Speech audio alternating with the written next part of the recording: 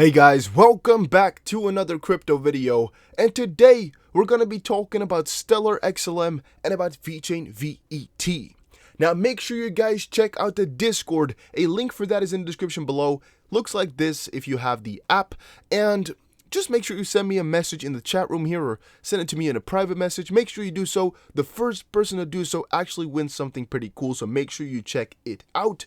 And also make sure you buy yourself a hardware wallet because Binance just got hacked, as we all saw. You don't want to have your funds on exchanges. Make sure you have all your money where you can access it yourself and yourself alone in a hardware wallet. Make sure you check it out. Now, we got a pretty cool article.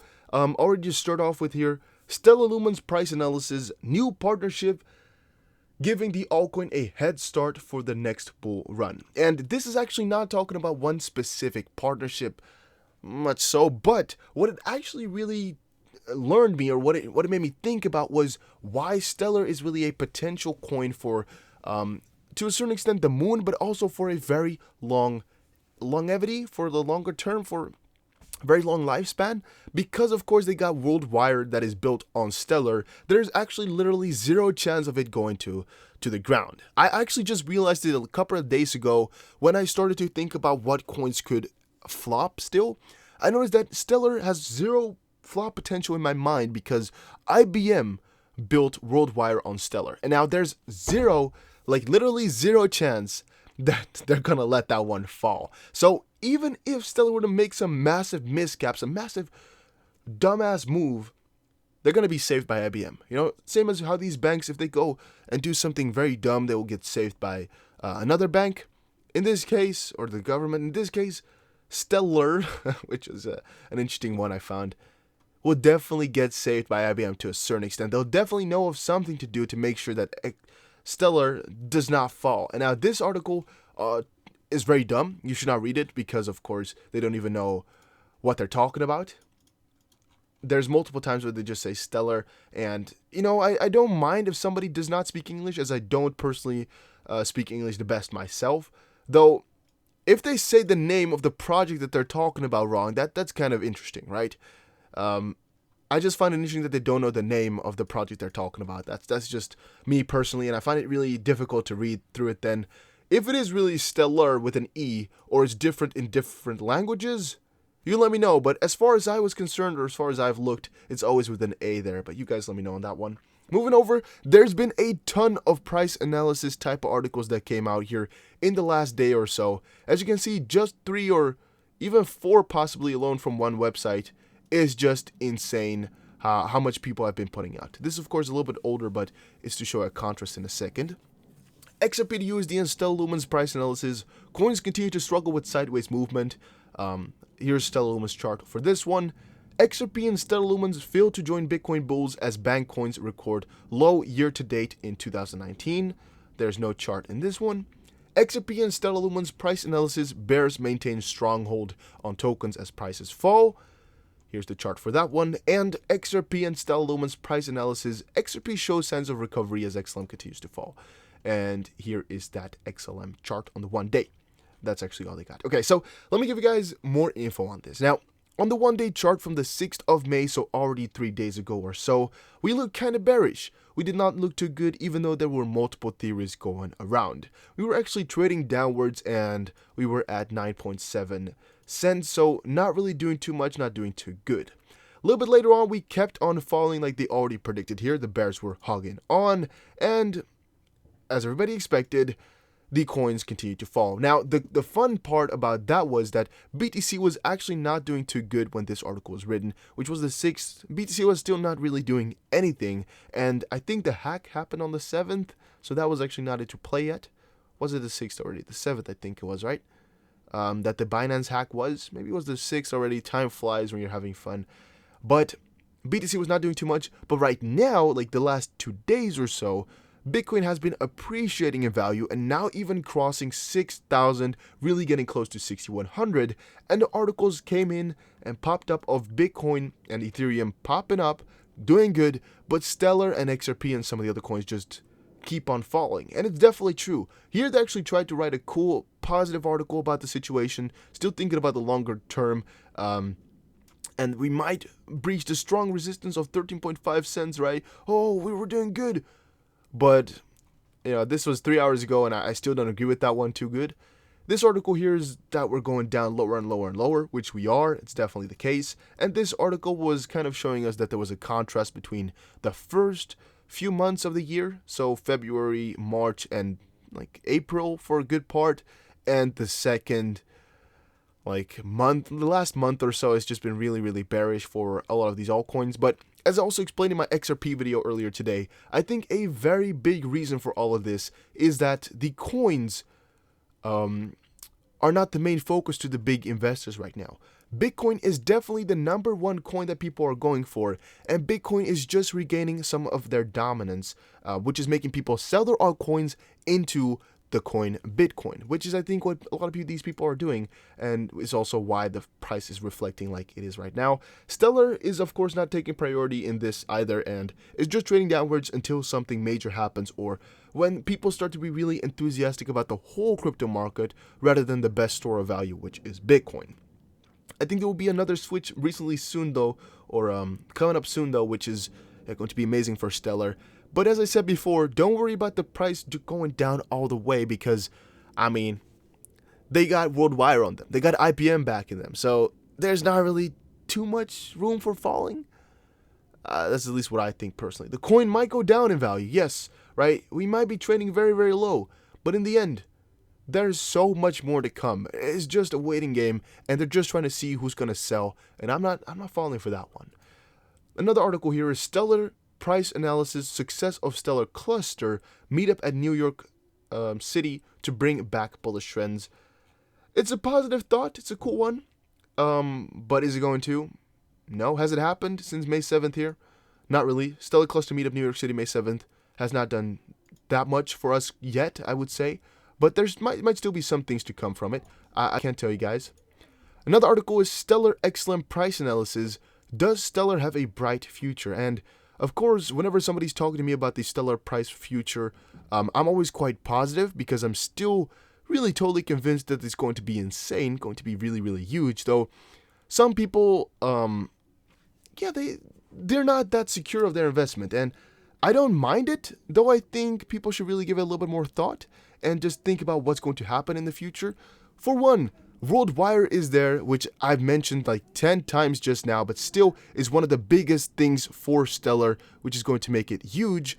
But there's also the future of banking. So as we're always saying with XRP, with the peer-to-banking connection, Stellar is more of the P2P, so person-to-person, but also has got a lot to do with the banking, and that might be coming up, which we've not seen too much of yet.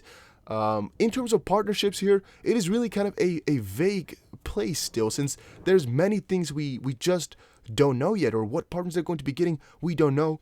How exactly they want to format it, we don't know. How good is it going to do as a platform, we don't know. Are they going to be focusing on the P2P side or the platforming, we don't know. But all I know is that they got IBM, so they can't go down. And another article is real reason why IBM is using Stellar blockchain instead of Ripple, and what this means for the Stellar Lumens token. Well, as I just said to you guys, it just means that the coin can never really die out, because Stellar is backed by IBM. Why they chose Stellar over Ripple?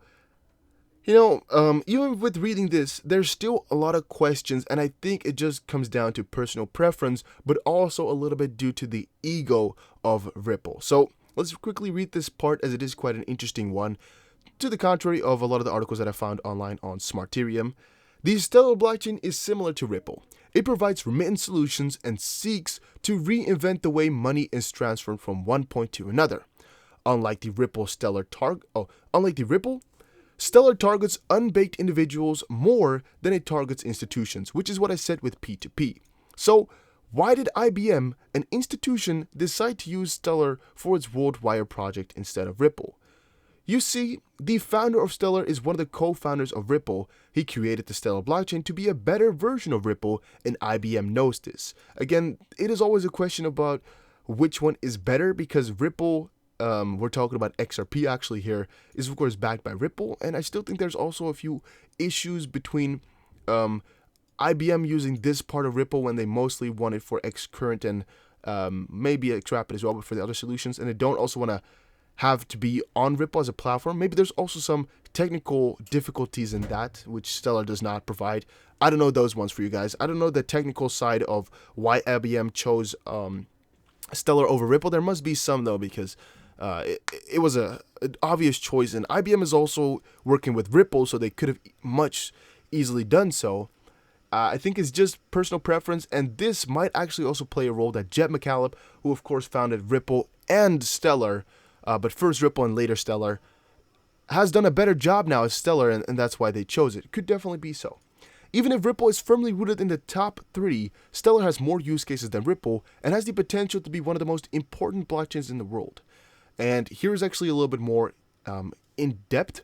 So rather than to replace banks, the Stellar Development Foundation wants to work with banks by providing them with services that would help them serve their clients better.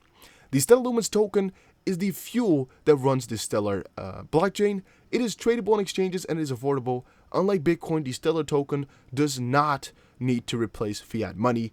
Both can work side by side. The Stellar Lumens token provides liquidity for IBM's WorldWire during cross-border transaction settlements. Now, of course, the Lumens token is not necessarily needed for WorldWire, but the Stellar platform is, because you can still use stablecoins with WorldWire and other coins, but it's still cool to realize, I think, that it is on the Stellar network.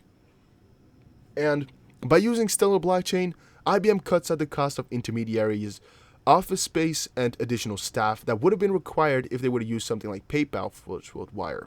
Apart from that, fees on the Stellar blockchain are incredibly low. Millions can be sent with just a few cents of fees, and anyone, no matter how poor, can use the Stellar network to perform financial transactions without the control from banks or other financial institutions. I think this is the one of the reasons why they went with something decentralized rather than centralized. Anybody out there without KYC, without AML, without problems, without a bank account, without anything, can use this. You don't need anything to start transacting in cryptocurrencies. Specifically, Stellar here, you don't need anything to start off with, which is really simple and really cool and without boundaries.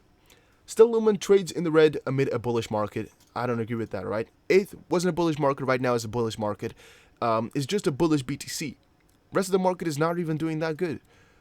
Is there a way to see how much market cap has moved? Because I'm still wondering if market cap in general has actually been flowing up over the daily, or if it's just really Bitcoin. Because as you can see of me showing this right now, it's really just Bitcoin. A lot of these other coins are not pumping up. The majority, at least, of the coins are not. But now, moving over into Vechain. Vechain will be hard to stop when PwC, Deloitte, BMW, and China's financial insurance giant are involved. A sleeping giant? Question mark. And this is definitely, to a certain extent, the case that Vechain will be hard to stop. All right, Vechain definitely will be hard to stop at some point in the future, and even now already, they're on such a good road. They're on such a rolling ball. How can they turn down, guys? Where? I just don't know. I don't see anybody really replacing Vechain, and with the market that they're going for, like supply chain as an example, with My Story, Verified Car, they're just doing an amazing job that is so needed. I like supply chain things so much, and you'll definitely see more supply chain projects in the future as well. They're going to show you guys because it is just amazing. But they also got a partnership with PICC, of course, which a lot of you guys in the comment section said is insane. I personally don't know too much about PICC, but I do know a lot about DNVGL, which of course is making all of this possible. I shouldn't say I know a lot, but I know the partnership a lot more. And this is significant because PICC is a partner of DNVGL, which is making this all kind of connect. Like, I'm making a triangle here of PICC in a triangle with Vechain, in a triangle with DNVGL. So you could just make a triangle like that. They're all working together, making everything amazing. And to a certain extent also, these bigger companies have less of a chance of actually really dragging Vechain down, right? I mean, if any of these companies decides to go rogue, go away, all right, you know, that's something that could happen, sure. But Vechain is still connected to PICC alone. Wait, let me rephrase that quickly. If Vechain were to just be connected with DNVGL, which is connected to PICC, there would be issues, because if DNVGL were to go rogue, we would not have a connection to PICC. But now that Vechain is partnered with PICC and DNVGL apart, which are both really extremely huge, we got a triangle going on, and if any of these parties were to go away right now, we would still have another one. And we all know that all of these bigger parties like AWS, which is not really anything specific, but BMW with the verified car, and Hire with a lot of things to be coming up, all on their own have such a big potential to bring Vechain to the moon that is just insane. And anything that they bring up right now, maybe Renault even is going to come in and get another sort of verified car thing popping up. Maybe another car brand like Volkswagen wants at one point to verify all their cars. Maybe a big water shipping company like what is there? Aquafina wants to make sure that people know where the water is from exactly, or know that there's no fiddling done with their champagne from LVMH, from Moet. I don't know. There's just tons of possibilities, and Vechain has so much use. Guys, you can literally not say that this has no huge potential. You cannot say it can be stopped. There's just no stopping this. And here, they're actually saying it in a different way. Vechain partnerships have set the stage for global adoption of blockchain tech and a surge of the price in VET. Everything we've just said does not mean a price increase for VET necessarily, though it does mean increased popularity of Vechain. And that's definitely the first priority here. Just getting Vechain as a household brand known to everybody, which is really the most interesting part about everything, but also the most important. Vechain taps into a stream of 190 million Samsung Pay and Apple Pay users through a partnership with Zeux. I don't really know too much about this. It was just one of the latest partnerships which people told me about, though. I think this already been going on for a longer while. I think it's like one of the older partnerships here. So why they posted this now? Frick if I know. Let's quickly see here how old it could have been. April 27th here. No, I think it's even older than that. I think this partnership is actually from like a few months ago already. Let's see. They don't really state anything about the time, I believe, here. Maybe this part here. Thanks to the integration, and now VET holders can use their VET to pay at all stores using Apple Pay, representing approximately 140 million global users in 2018, and Samsung Pay representing 51 million global users in 2018 via Zeux app. Wait, let's see here. No, they don't state a date. Nope. They don't. Alright, but I think it was already quite a bit ago when Zeux partnered up with them, since we already covered it. But it's just amazing. Another really different angle from partnerships from Vechain, but still also very amazing. And Vechain stands confident on making blockchain as a service fully functional and gains traction and support from investors. I mean, this article is not one you should read, but the title does make you think about what's really going on with Vechain, or how they're going to be changing the world. But we already covered it in a few of the previous articles here. The partnerships are really what is making them, but it's a mixture, of course, with any project, yes, obviously, about partnerships and technology. But with Vechain specifically, I think they're so heavy on the partnerships, and they have some of the biggest players in the world, that if I had to pick one cryptocurrency that has the biggest potential for crazy partnerships, I would have to really think about XRP or Vechain, but I might have to pick Vechain here because they got BMW, DMVGL, Renault, and just look up somewhere and look up Vechain partnerships, right? And it's a difficult one between XRP and Vechain, but Vechain is really, really high in that. Even though in terms of price, they're not that far. In terms of partnerships, damn, guys, are they good. Damn, are they good.